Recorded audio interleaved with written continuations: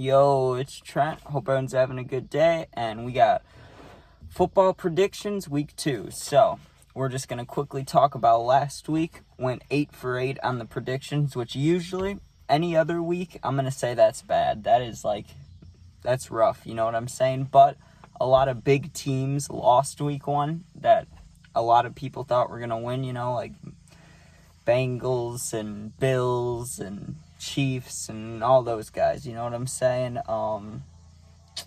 There was a few more, but that was mainly it. I also thought the Giants had a chance against the Cowboys. That was not even close, but we're going to do better this week, definitely.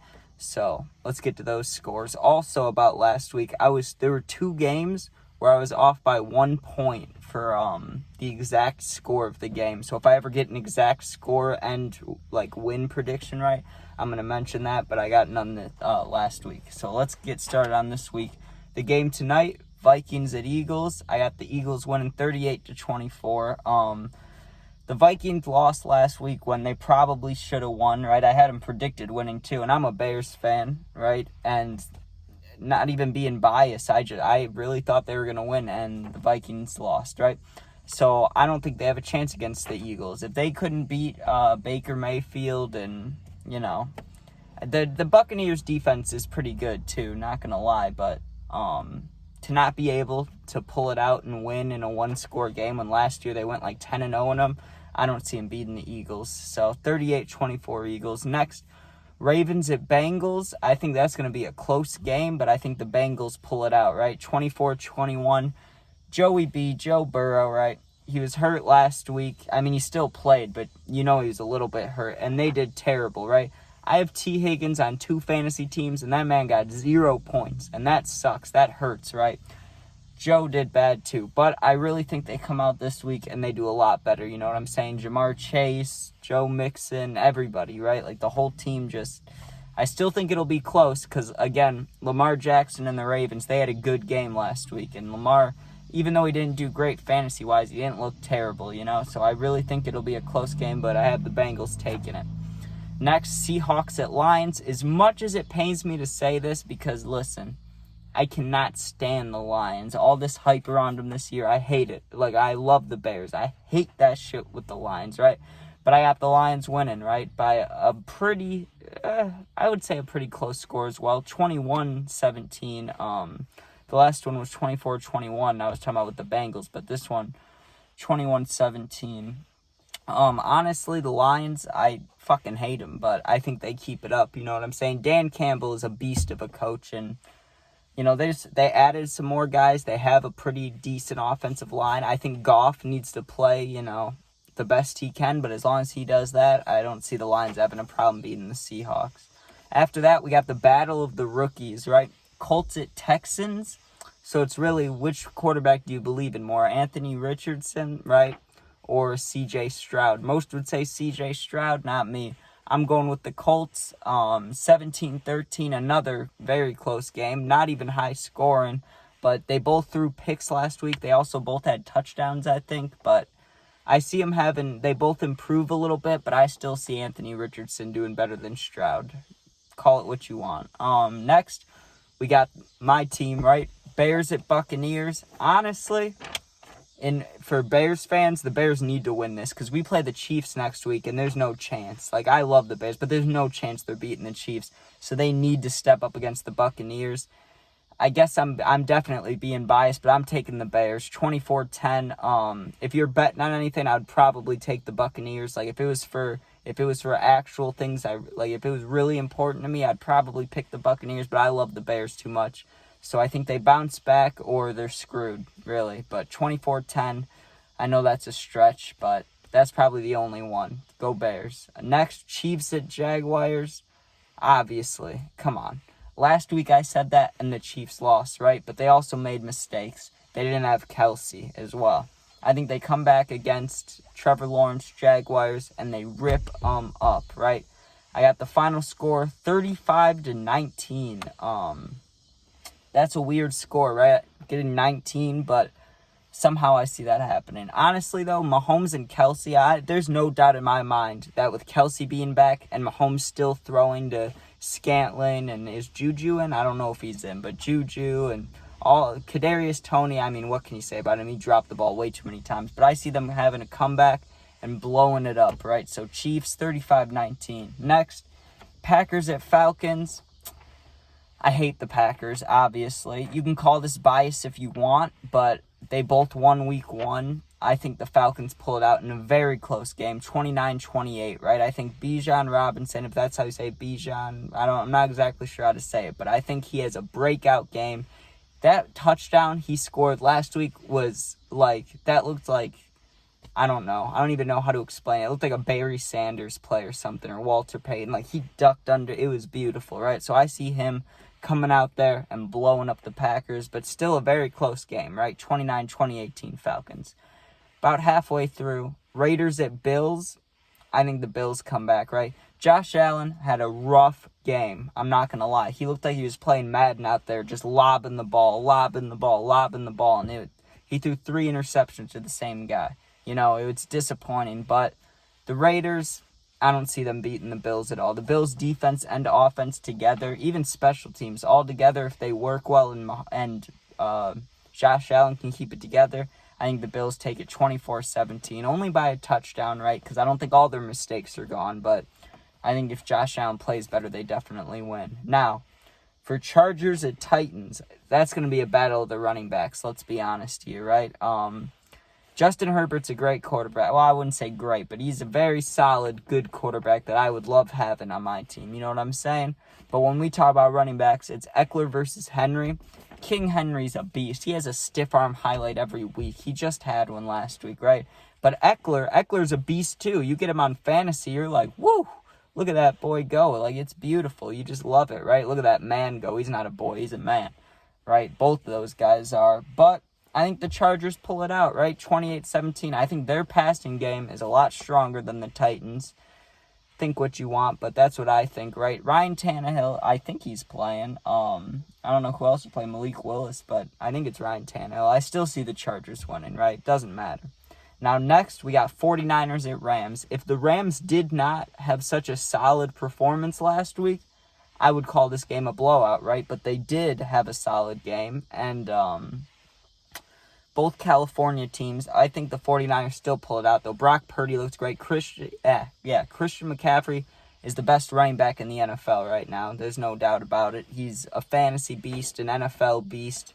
No matter what team he's on, he improves things. You know what I'm saying? So, 49ers beat Rams 26-20, right? Not even, it is close, but it's not going to look that close of a game. I just think Stafford and Kupp keeps them in it. But honestly, 49ers take that easily.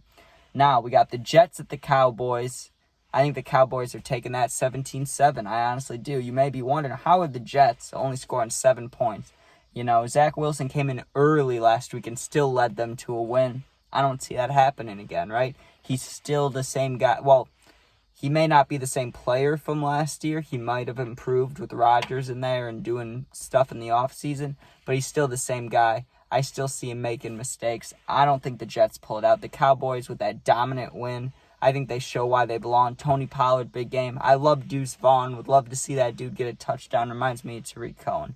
So, yeah, I got the Cowboys just absolutely beating the Jets, right? Only 10 points, but still. Giants at Cardinals, what can you say about that? They both, the Giants don't suck, but they sucked last week. They looked horrible last week. But I think Daniel Jones has a comeback. The Giants need the win, and it's my only shutout of the week. I think the Giants take it 10-0, right? I think they could definitely score more points, but if Daniel Jones is having a rough game again, 10-0, right? Next, we got Commanders at Broncos. 4 games left. We're getting through there, all right? 4 games left. Commanders at Broncos. I absolutely love Russell Wilson. I really do, but I don't see him having it figured out. Sean Payton, I'm not going to talk about him being a bad coach or anything, right? But he's been in the media more than a lot of players. He's been in that media everywhere, and he's only been saying negative things, it seems like, about Russell Wilson. So, I don't see that helping, honestly. And the Commanders, they're pretty trash, not going to lie. But they won last week. Bears lost, what can I say, right? The Chiefs lost, the Commanders won. It sounds wild, right? But I think the Commanders, low score victory, 7-3, right? Like, I think no one scores until, like, the third or fourth quarter, but the Commanders end up taking it. Next, one of the highest scoring games of the week, if not the highest scoring game, Dolphins at Patriots, right? I think that Tyreek Hill and Jalen Waddle, of course, are going to go off, right? But Bill Belichick is a smart man. So if he is really thinking how he thinks, I would not be surprised in the slightest if he has a game plan to stop Tyreek Hill or Jalen Waddle, but I do not think he stops both, right? And if he does stop both, I bet they get the running game going. I just think there's too many components, right, to the Dolphins and their offense and what they can do versus Mac Jones and their offense. I just see the Dolphins having a very, very high-scored game. But the Patriots, they're not a bitches, you know what I'm saying? They're going to put up points too. So you have the Dolphins taking that 38-28, 10-point difference, but Tyreek Hill, if they can stop him a little bit, that'll help, but he's a beast. There's no way. Dolphins, easily.